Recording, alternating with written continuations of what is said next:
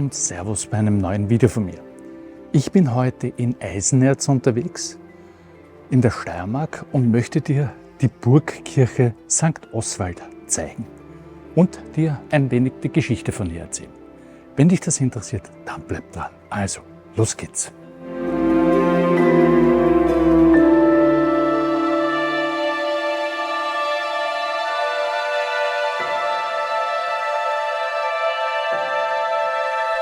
Hoch über den Dächern von Eisenerz auf einem Felssporn am Fuße des mächtigen Erzbergs wacht ein Monument aus Stein.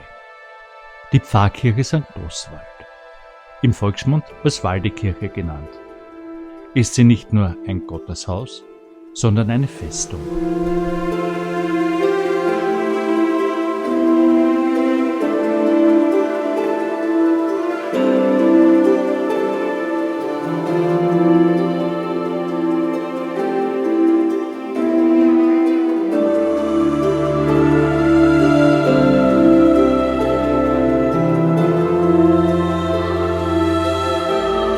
Sie ist die größte, bedeutendste Wehrkirchenanlage der Steiermark. Einer der wenigen, die in Österreich noch vollständig erhalten sind. Jahrhundertelang prägte sie gemeinsam mit dem Schichtturm das Bild der alten Bergstadt.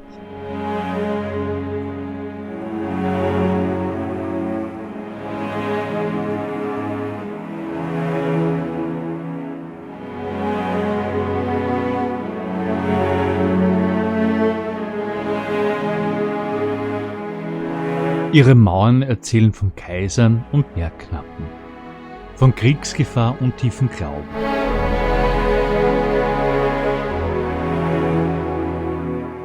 Doch diese Kirche birgt ein Geheimnis.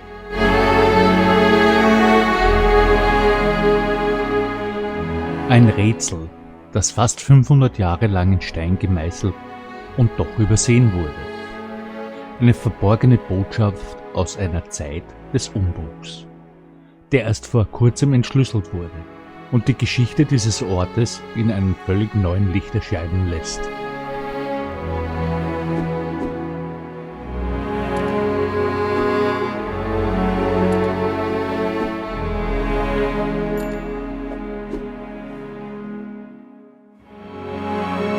Die Geschichte der heutigen Kirche beginnt um 1470 unter Kaiser Friedrich III. Auf den Fundamenten einer älteren romanischen Kapelle sollte ein spätgotisches Meisterwerk der Admunder Bauhütte entstehen.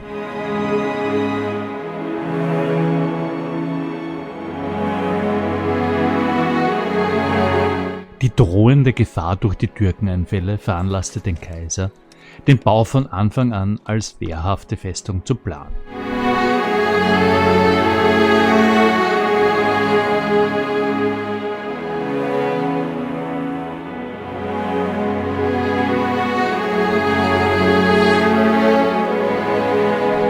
Ein verheerender Stadtbrand im Jahr 1496 verzögerten die Arbeiten, doch der Wille, die Kirche zu vollenden, war ungebrochen. Man verkleidete die Wände mit massiven Steinquadern, deckte das Dach mit 13.000 Schindeln und wölbte den Innenraum mit kunstvollen Rippen aus Tuffstein.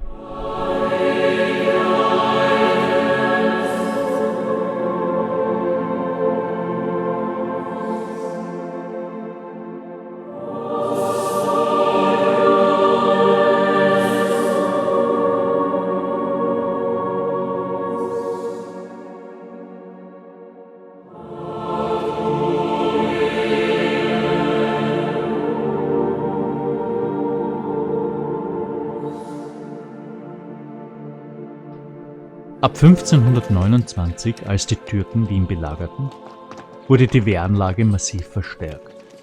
Es ging nicht nur um den Schutz der Bevölkerung, es ging darum, den Zugang zum Erzberg zu verteidigen, dem pulsierenden Herz der Region, dessen Reichtum schon damals von unschätzbarem Wert war.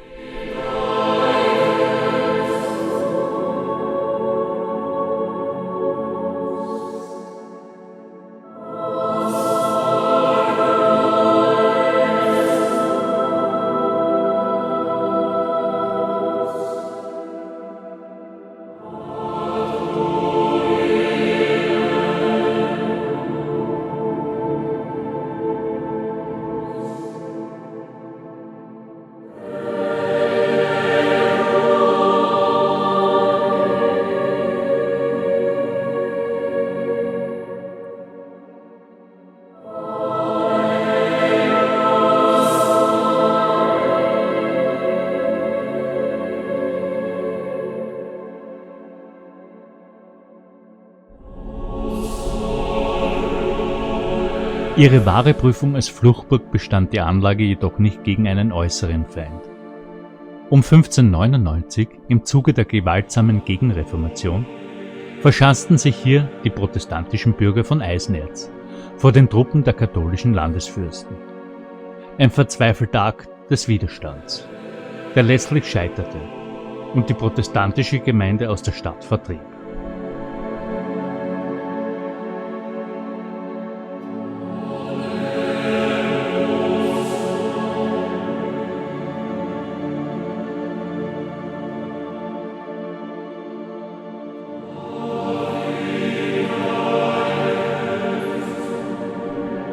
Wie ein lebendiger Organismus veränderte die Kirche über die Jahrhunderte ihr Gesicht. Im 18. Jahrhundert hielt der Barock Einzug.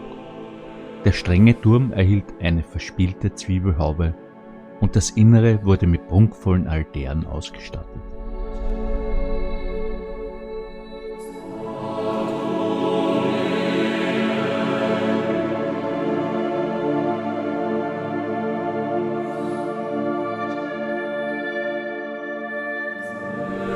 Doch diese Phase währte nicht ewig. Ende des 19. Jahrhunderts, im Zeitalter des Historismus, sollte die Kirche zu ihrem vermeintlichen ursprünglichen gotischen Reinheit zurückfinden.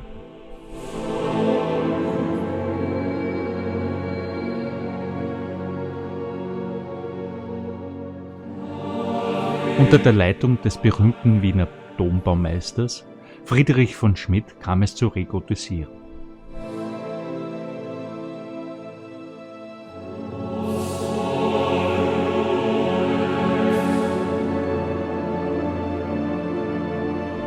Die barocke Zwiebelhaube wich den heutigen strengen Pyramidendach.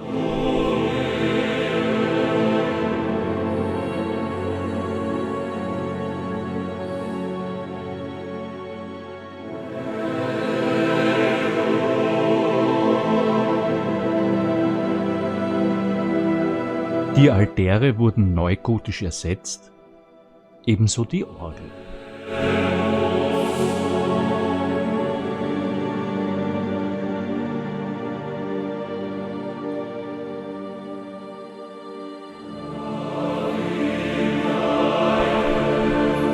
Farbenprächtige Glasfenster, Apostelfiguren und eine kunstvoll geschmiedete Kanzel gaben dem Raum ein neues, altes Gesicht. Ein Versuch, die Zeit zurückzudrehen und die reine Gotik wiederherzustellen.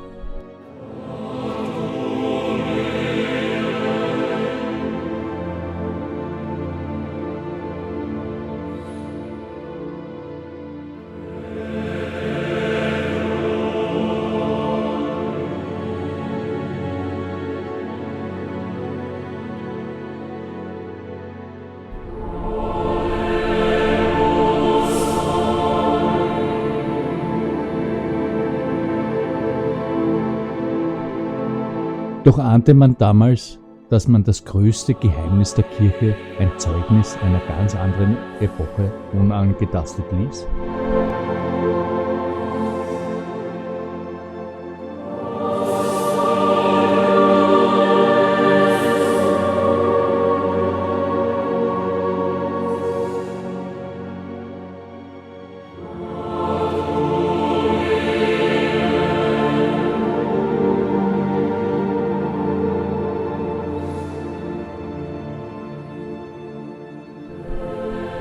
Wir stehen vor dem Herzstück der Kirche und ihrem großen Rätsel, der außergewöhnlichen Westempore. Lange Zeit galt sie als Meisterwerk der ausklingenden Gotik, geschaffen 1517 von einem Meister Christoph. Ihre kunstvollen Verzierungen schienen typisch für diese Zeit. Doch eine neue Untersuchung der TU Graz im Jahr 2010 stellte alles auf den Kopf.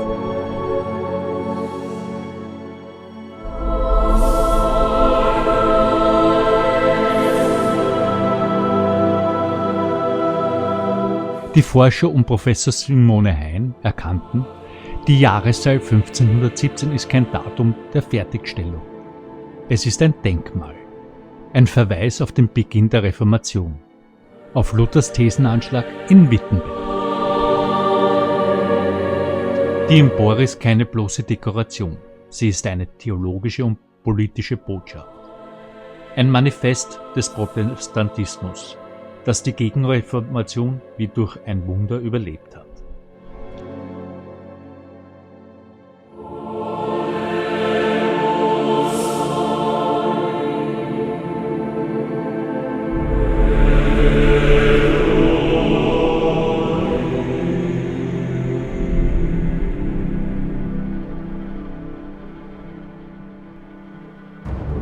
Die Symbolsprache ist atemberaubend vielseitig. Die Empore ist in 2 Hälften geteilt. Links die weibliche Seite, wässrige, organische, vegetative Formen. Rechts die männliche Seite, feste, mineralische, kristalline Symbole.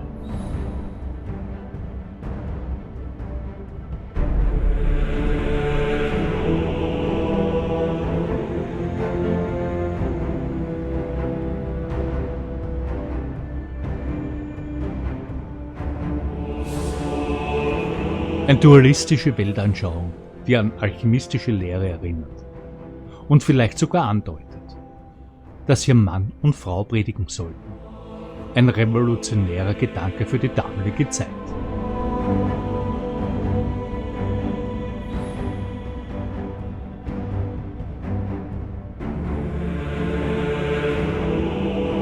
An den Enden der Empore gipfelt die Botschaft. Im Süden einen Lebensbaum mit einer Eule, Symbol der Weisheit, aber auch gedeutet als Lilith, die rebellische erste Frau Adams.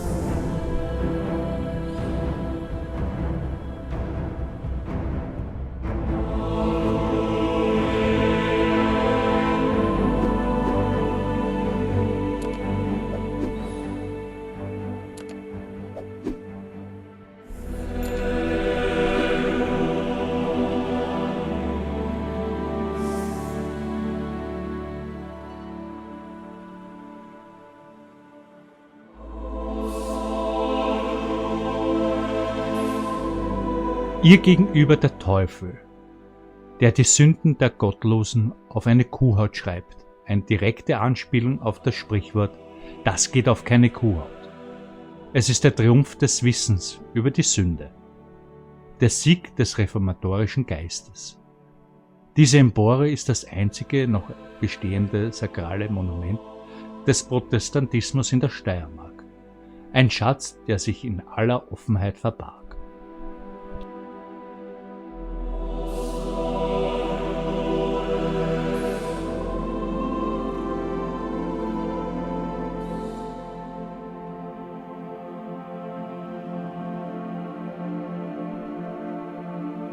Doch auch abseits dieses großen Geheimnisses ist die Kirche eine Schatzkammer.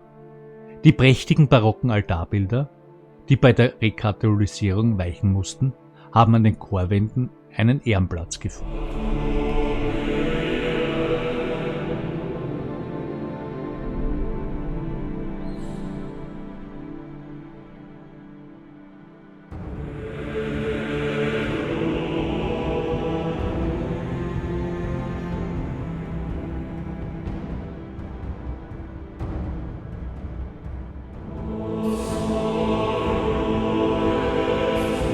Die farbigen Glasfenster erzählen Geschichten. Sie zeigen Heilige, Szenen aus dem Leben Jesu und die Legende des Kirchenpatrons Oswald, dessen milde Hand, die er dem Armen reichte, der Legende nach niemals verwesen sollte. Ein Fenster ehrt sogar Kaiser Franz Josef I.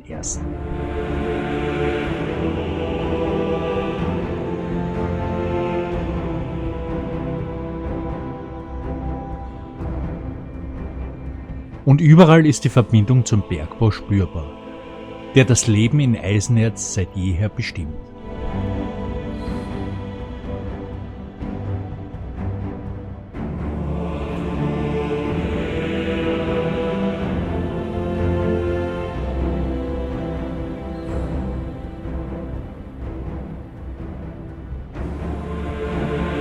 Der prachtvolle Barbaraluster in der Mitte des Kirchenschiffs, getragen von knienden Bergknappen, ist ein Triumph an die Schutzpatronin der Bergleute.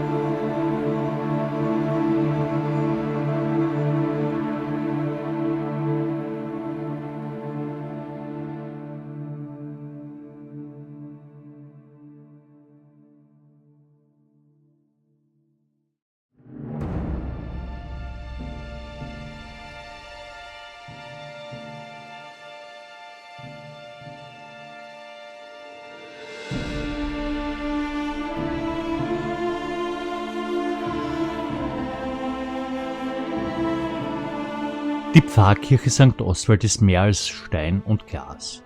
Sie ist eine Festung, die einen Berg aus Erz verteidigte. Sie ist ein Buch aus Symbolen, das eine fast vergessene Geschichte von Rebellion und tiefen Glaubens erzählt. Und sie ist ein lebendiges Zeugnis dafür, dass die größten Geheimnisse manchmal die sind, die sich direkt vor unseren Augen verbergen. Ein Juwel der Steiermark, das seine Besucher einlädt, genauer hinzusehen und zu hören.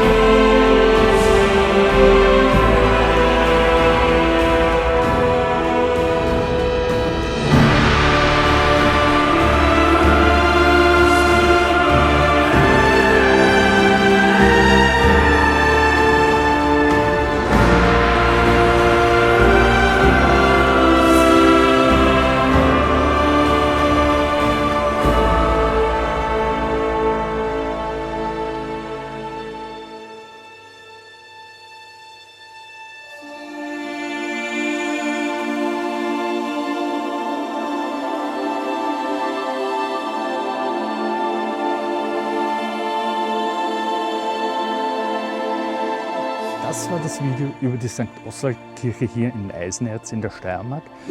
Ich hoffe, das Video hat dir gefallen und du lässt mir einen Daumen hoch da und abonnierst meinen Kanal. Somit verpasst du keine weiteren Videos mehr von mir. Freue mich bis zum nächsten Mal. Ciao, ciao, dein Gut Rebler. Also, ciao.